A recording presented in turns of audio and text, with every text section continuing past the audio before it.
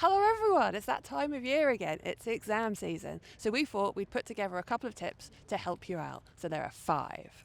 Tip 1, focus on understanding, not memorising. Most people make the mistake of trying to memorise and squeeze more and more information into their heads. It's about focusing on what you don't understand. So it's useful to go through your notes and the topics that you have to cover and kind of grade them from your least confident, somewhat confident and most confident, so that you can know actually I need to spend more time on the least confident stuff and less time on the most confident stuff. Tip 2, skip highlighters. If you just go through notes or whatever you've got in paper or online and you're just highlighting sections that are important, you're going to highlight an awful lot of bits. So what you really need to do is think about questions that you can quiz yourself on. So go through your notes, work out after working out what you need more help on, you can make flashcards with answers to questions. You can come up with questions. It makes it easier for you to remember rather than just trying to shove more and more information into your head. Tip 3.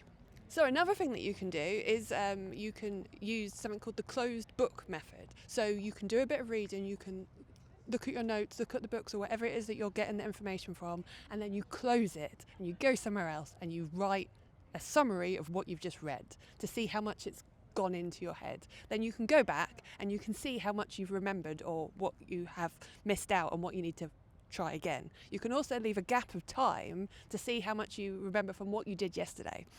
You can also practice questions from past papers. It's really good because if you've got them in your course already, you can go in there those questions and you can, do fake exam settings, and you can sit and try and answer the questions under timed conditions as well, if that helps you, so that the exam isn't the first time you've asked yourself some questions. So remember that the more brain power that is needed to do something, the stronger the connection is between the information and your brain. So if you test yourself, you're more likely to keep it in your head. Tip 4, work with your brain, not against it.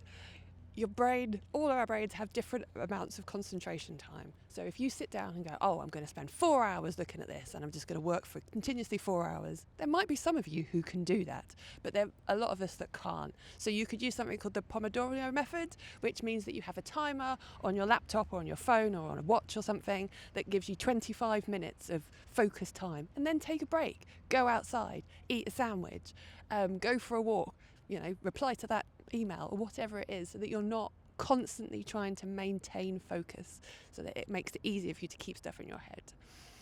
It's also really good to work with your friends, so groups of people, so you don't have to be talking to them constantly, but maybe that you could, if you have your 25-minute timer, maybe give yourself 10 minutes as a break, and then you can talk to someone about something that isn't the work.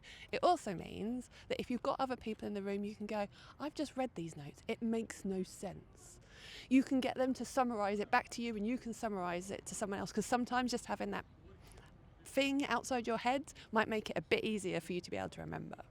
And our final tip is tip 5. So get into a routine. What works for you? What is the perfect setting for you to be able to do stuff? You're going to need to eat something. Please remember to eat. Please remember to drink. Please remember to, not just push on through and make it so that you don't eat enough or you don't get enough sleep. You're not doing the things that you like to do and make you feel better, because if you're looking after yourself, it makes it easier for you to, do all the other stuff as well. Because if you forget, you become more stressed, you don't have enough sleep, that makes everyone more tired and grumpy and harder for you to remember things and answer questions. So make sure that you think about the good settings. What is your revision kit? Do you need to remember that you need to take your laptop, your notebook, your special pen, your water bottle, all of those things, so that you have a plan and you know what you have, everything you possibly need. And snacks. Snacks are really important. So, final thoughts. Focus on what you don't know yet. Test your knowledge often and give your brain what it needs to stay sharp. If you need any help, or you need some playlists, or you need, somewhere to study, come talk to the library. We have links in the bio about where we are. Our website can help you. And, if you just need to come and say hello to someone, maybe come and say hello to someone.